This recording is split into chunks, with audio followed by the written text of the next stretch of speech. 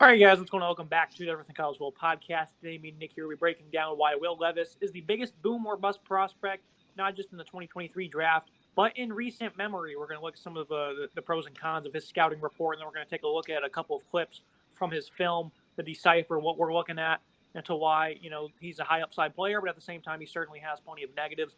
But first here, Nick, this scouting report, I think it's pretty crystal clear for him. If you can be a basic football fan and understand Will Levis pretty clear. This guy's arm is a cannon. He has some good downfield accuracy. The mobility for his size of 6'3", 232 is very impressive. Very fast, compact release. This is a guy overall that has a high upside, from a raw talent standpoint, matched with some good physical traits. I mean, the arm talent is the biggest reason why people think he could go number one overall.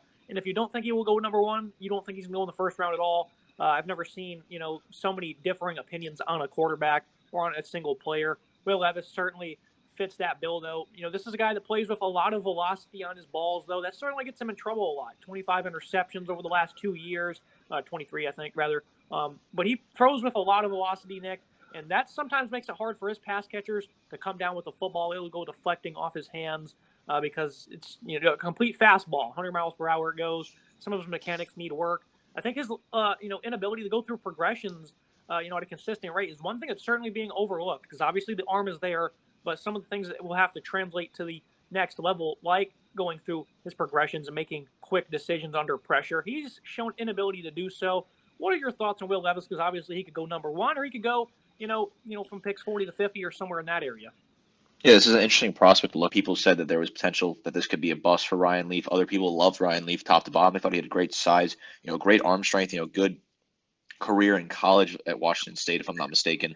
And we saw how Ryan Leaf only lasted 2 years in the league and completely busted out, right? So this is certainly a boomer bust prospect in all sense of the word, right? There are some scouts who absolutely love him. Some people, Mel Kiper absolutely loves him, ranks him as his best quarterback, if I'm not mistaken. And there's other guys in the draft industry that just don't even have him ranked, in the top five. So I think it's crazy the kind of comparison here. The highest ceiling, lowest floor, absolutely here. This is a wild prospect to kind of look at. I think the size is fantastic, 6'3", 232. The raw talent is certainly there. I definitely see it in some of the film. The accuracy downfield's great, right? But the turnovers are terrible. And the body of work at Kentucky overall just was not fantastic. We expected a big year out of Levis this year coming in to his final year at Kentucky after what was a solid, year in 2021. And 2022 just disappointed, right?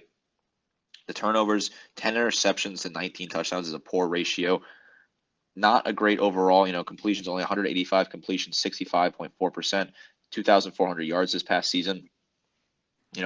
I think Will Levis is worth a gamble for certain teams, but I think, wasting a top 10 pick on a guy like Will Levis is just a crazy thing right now for me to think about. I certainly could see a team that is in a set position, gambling and developing a quarterback. Certainly looks like Josh Allen and sort of the type of development you can get out of him, the high upside there. But this is certainly a risk that team's going to take at some point. And certainly, this is the comparison a lot of people are making is the Josh Allen thing. That's why I say biggest boom or bust prospect in recent drafts, because obviously he had that same label coming out of college, playing at Wyoming. He didn't look very good against better competition. Same thing Will Levis had. He did not look strong one bit against tougher competition. Anytime they had a big game, he really never showed up one bit.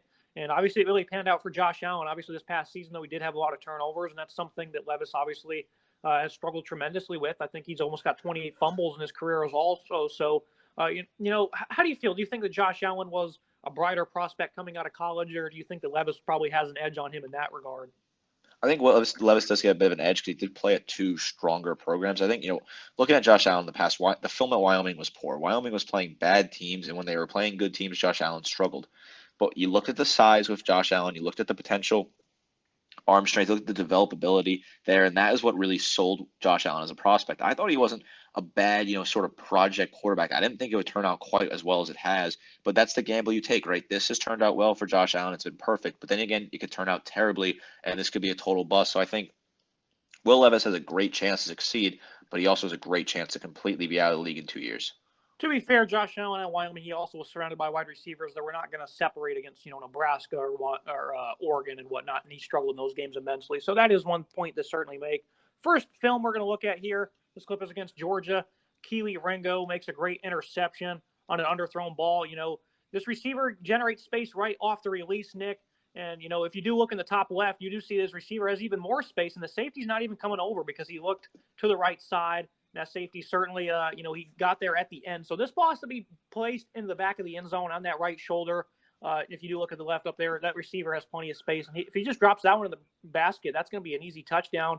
Instead, he's a little bit late here on the top of his drop. This receiver has a little bit of space, but this ball is poorly underthrown. Instead of being put into the back shoulder where his receiver can be closer to that pylon. I still think the safety would have made a play because he does make a hit there at the end. But he didn't even give his receiver a chance, and Keely Ringo ends up with an interception. This was a 16-6 game, Nick. The Kentucky defense held Georgia's offense in check this day, which is very rare over this past season. This was a must. Look, it's a red zone trip. Those are pretty rare against this defense and this football team. And, worst case scenario, you settle for 3 in a very close ball game. And Levis here throws another poor decision, turns it over. And obviously, like I said, what I just laid it out for you, in this type of game, they really needed that. He gave it right to him. What are your thoughts on this play that obviously had massive consequences?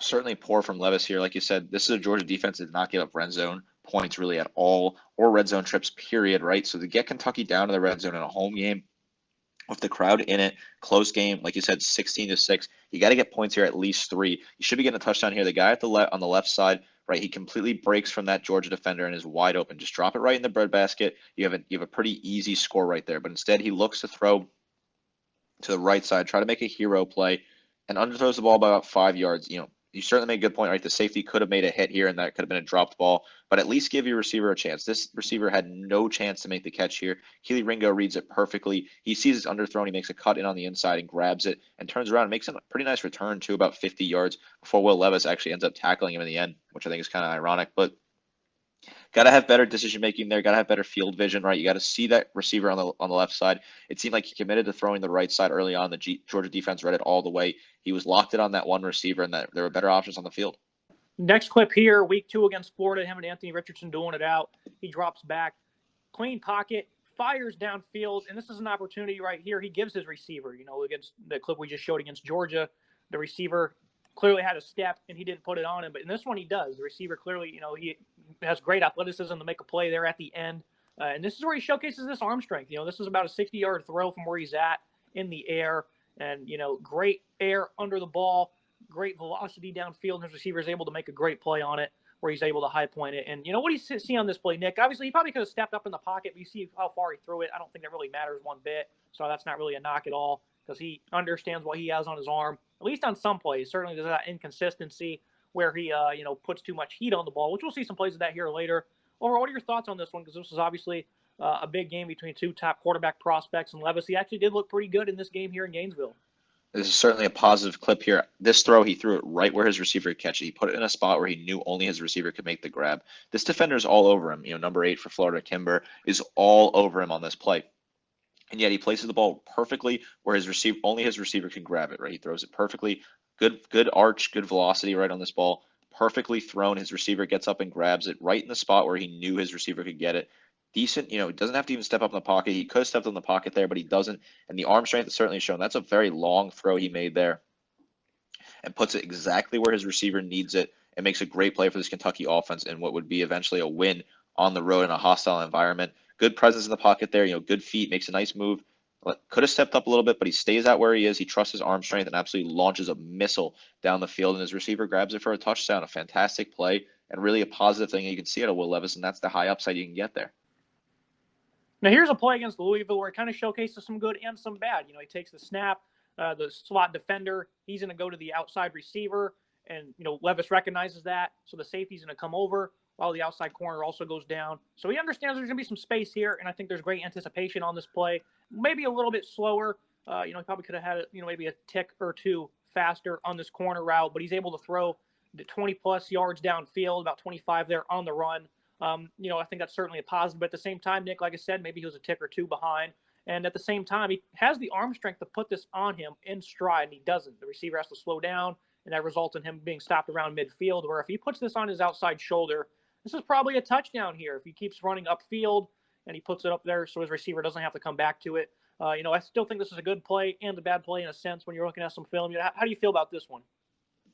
Great read on the defense, right? Like you said, he sees the movement on the field and he sees his wide receiver wide open, rolls out. I like how he throws on the run, right? Gets his feet set in the end and completes the pass. But, you got to lead the receiver here. There's a lot of open space there. It hits the receiver around the 40, he releases it around the 42-yard line.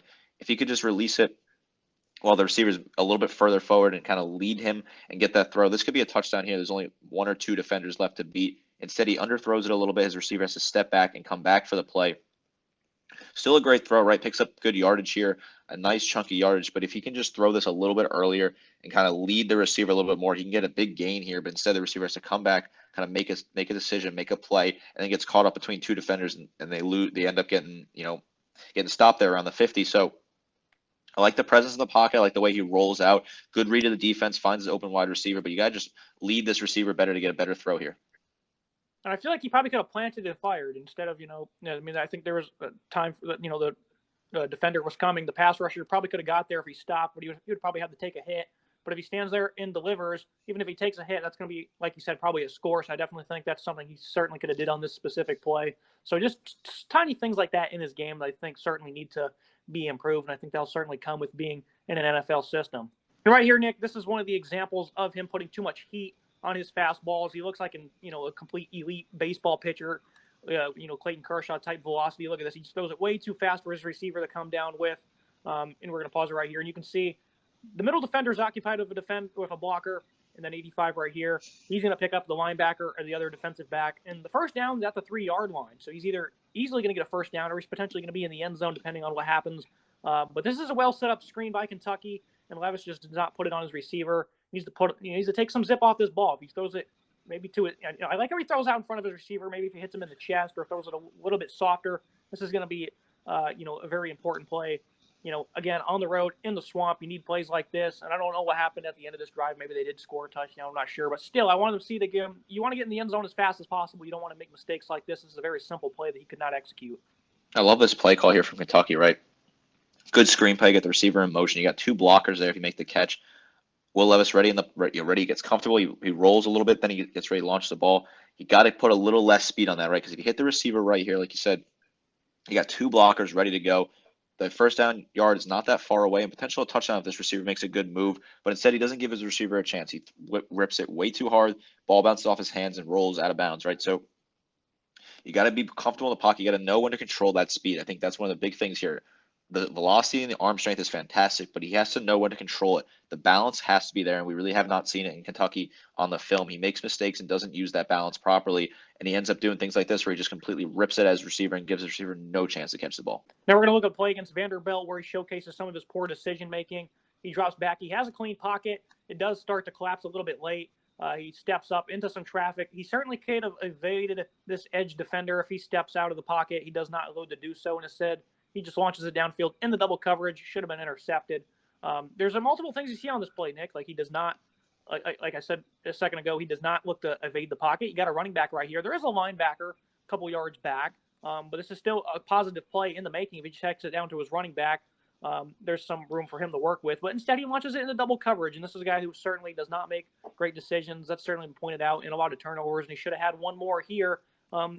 I'd like to see him make a better decision potentially to the running back, or look to be a little bit more creative out of the pocket, Nick. And he does neither on this play. Instead, he almost puts his team in a bad position in a game they're losing. If you look at the scoreboard, yeah, poor decision here. Can't throw in double coverage, right? Yes, the linebacker was there, but you hit the running back there in stride. He could potentially get a first down or at least close to one. Or if Will Levis decides to make a move on his own feet, he could potentially pick up a first down. There's a lot of space there that he could have used. Could have got a block potentially. But instead, he launched into double coverage right there. The receiver was never open. There were two guys clearly there. Ball should have been intercepted. Vandy instead knocks it down. But that was a poorly thrown ball, underthrown ball, right in the double coverage when he had two better options that were there, and potentially a third better option if one of the receivers could have found some separation as well on the towards the right side of the field. I think this is a poor play overall. You can't be throwing the ball like this underthrow. You got to make better decisions here in a game where your team's losing in the second half, right? Losing in the second half at home to a team like Vandy, and you're making decisions like this. Just terrible throws, underthrow into double coverage is a poor thing to see from a quarterback. And the final clip here against Chattanooga, I believe this was early on in 2021, so he certainly played a lot of football since. But this is certainly something you saw often. He's got a clean pocket, knows where he wants to go with the football, and it's just a poor throw, underthrown, does not trust his arm on this one, and it's intercepted. And another close game here in the second half against an FCS opponent. He has his receiver on the corner route, Nick. He's got plenty of time. He probably could have even stepped up one more if he wanted to and put some more heat on the ball. But this was severely underthrown. It needs to be thrown closer here to the 25-yard line, towards that, back shoulder, towards his left shoulder, that is, out here in this area of the football field. And he does not do that. And he gives he instead makes it a tight window throw where the corner is able to jump and make a great play for his football team. What are your thoughts on this one here against, again, a poor opponent in Chattanooga? Yeah, this is a bad play, underthrow. Got to step up there in the pocket. He kind of rolls out, gets his feet set, but he takes just a step or two forward. He can get a better launch on this ball. If he hits the receiver, maybe 5 yards forward, the receiver can make a great play there, pick up a huge gain in a close game. But instead, he underthrows the ball. The defender reads it perfectly and grabs a nice interception for his team. The velocity, the spin on that ball was not bad, and it got his feet set. I like that, but just underthrows it, not enough on it, and it's just poor from him. Got to do better there. You can't be making mistakes like that against an FCS opponent. The quality of opponent is just not great, and that's a bad mistake to make against an FCS opponent. It's not ideal to see. Yeah, his velocity on this ball certainly wavers as far as where it gets downfield, so he didn't put enough torque on that throw, I don't think, which is very interesting to see. It was about a 30 or so yard throw, but he can certainly make that throw. He needs to certainly put that out there for his receiver to make a reach play on it. He does not do that one bit and ends up being one of many turnovers he had during his career. So that's going to be it for today's episode, guys. Nick, appreciate you joining me. This was fun to dissect some of Will Levis's clips. Certainly plenty of positives and plenty of negatives to go around. Yeah, absolutely. I think Will Levis is an exciting prospect who has some serious potential, but I also think this is a huge gamble that an NFL team is going to make.